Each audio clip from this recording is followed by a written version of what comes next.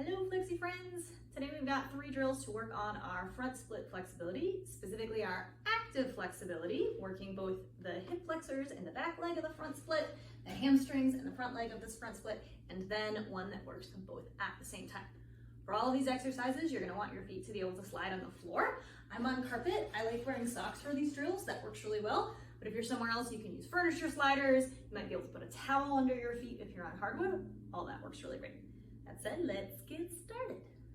First up, we're going to do a hamstring focused exercise.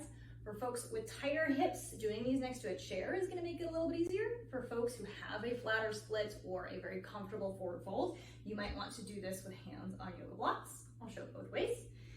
Either version, we're going to start in a half split position. So one of our knees is going to be bent on the floor. My hips are stacked over that knee. Both of my hip bones are pointing forwards. My front leg is straight.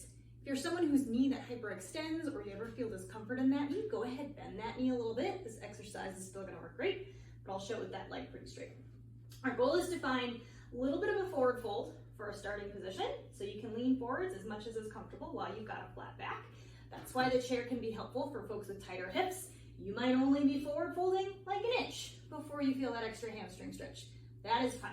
For folks who are a little bit splittier, you can try reaching your hands to the floor. They don't quite go all the way to the floor. Yoga blocks will make it more comfortable to take your torso lower, but we want our back to be flat, not rounded for this drill. So with our leg forwards, we're gonna start to slide it forwards, keeping a little bit of a lean. So we're keeping the stretch in those hamstrings, sliding into as deep of a split as you can go with that back flat and both of our hip bones pointing forwards. Once you've ended up in your splittiest split, you're feeling that sweet, sweet hamstring stretch. We're gonna push that front foot into the ground. You're gonna feel those hamstrings contracting. We're gonna slide that foot back. And I'm pushing this hand into the chair to give me a little bit of a boost so it's not just my legs doing the work. So a little bit of a forward fold, comfortable on a hamstring stretch. Sliding out into our forward fold split. That hamstring stretch is getting a little more intense. Once those hamstrings are lengthened, pushing that foot into the floor, pulling it back, hands push into the chair to help me come back to start. What that would look like for slightly splittier folks. Maybe we've got a little bit of a deeper forward fold. Maybe we can slide that leg out into a deeper split with that deeper forward fold. Still gonna push that foot into the floor as I lift back on up to start. Options for making this a little bit easier. You don't have to go to your end range split. You can just slide that foot out a teeny bit, get a little bit more of a stretch of those hamstrings, push that foot into the ground, feel those hamstrings contract as you come back. So keeping these smaller range of motion, we're still lengthening those hamstrings, still contracting those hamstrings when we push that foot down. For folks who want to make this harder, we can try to use our hands less. So that might mean just having our fingertips on the support or no hands as we slide out. So really controlling the descent. Then we can use our hands to push back down as we come back up. Or maybe you're super cool and you can do Lokmano hands. We don't use our hands on the way down. We just squeeze that foot into the ground as we come back on up.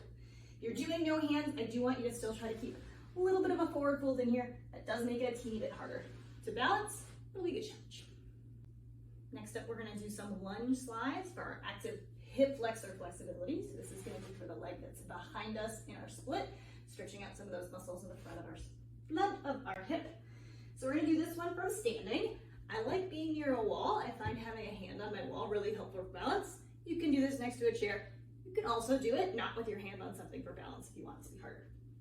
From our standing position, we're gonna kick one leg back, start sliding it out into a standing lunge. So my front knee is gonna be bent, my back leg is gonna be straight, my back heel is lifted. So don't let that foot spiral down to the floor. This is not a warrior pose. We're gonna keep that heel up and keep our torso lifted. That's gonna keep more of the stretch through the front of that back leg hip, through those hip flexors. If you lean forwards, that's gonna tilt your pelvis and your hip bones forwards, which loses the stretch through the front of that hip. So the more upright we keep our torso, a little bit of a tuck in that tailbone, that's gonna help you get that stretch in the front of that hip where we want it. So we're sliding back to as low of a lunge as you need to feel that sweet, sweet hip flexor stretch. Then we're gonna make those hip flexors do some work. We'll make them contract, kicking our back foot forward, sliding it back to start. So that leg that goes back is straight the whole time. Front leg bends, then straightens once we get back together. So again, one leg we're gonna kick back behind us, slide it out, keeping our torso lifted, going as low as we need to feel that hip flexor stretch. And then we're gonna kick those toes forwards, foot slides back to start. Folks with tighter hips, these are gonna be small, that's totally fine. You're just gonna slide that foot back a little bit until you feel that stretch through the front of your hip. Push it back forwards to start. For folks who are a little bit more flexible, or if you've got a pretty close to flat split, you may be able to slide out so close to low to the ground. You're still gonna kick that leg forwards, keep it straight, feel that tension through those hip flexors. To make this easier, you can do this next to a chair or a bar to pull a little bit as you're kicking that back leg forwards. To make it harder, we can scoot away from the wall, do no hands on the wall. Woo, that's a try. To slide back to start. Now let's combine those two exercises, our active hamstring slides with our active hip flexor slides. So this is gonna look very similar to the first exercise we did. The difference being we're gonna keep our torso lifted and we're gonna think about squeezing both of our legs towards each other so they're working relatively equally. So starting from my kneeling position, one leg is gonna kick out straight forwards. You're welcome to have a little micro bend in that knee if that feels better. This time we're gonna keep our chest up. So no forward folding towards that front thigh. Keep it lifted. We'll slide that leg out as far as we comfortably can, feeling a hamstring stretch in the front leg and or a hip flexor stretch in the back leg. For some people, you might only feel this in the hip flexors, not in the hamstrings. That is okay. Once you've slid into as low of a square, hip bones pointing forward, split as you can, I'm gonna kick my front heel into the ground, push my back knee forward. So I'm thinking about sliding that front heel back, kicking my back knee towards each other, lift back on up. So sliding out to my version of my split, squeezing my front heel and my back knee towards each other, pull them in like this, just gonna sandwich them together, back to start.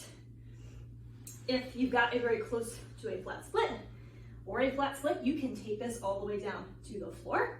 We're still gonna pull that front leg back, push that back knee forwards as we lift. Same modifications can be made for these as the first exercise. To make it easier, we can make these a little smaller, use our hands a little bit more on that chair or support surface of your choice. Or to make these harder, maybe we do part of the move without hands, really controlling that descent, nice and slow and controlled, but then using our hands to help us come on up. Or maybe you can do the whole movement without using your hands on the floor. Gosh, that is really hard, but you're welcome to try it.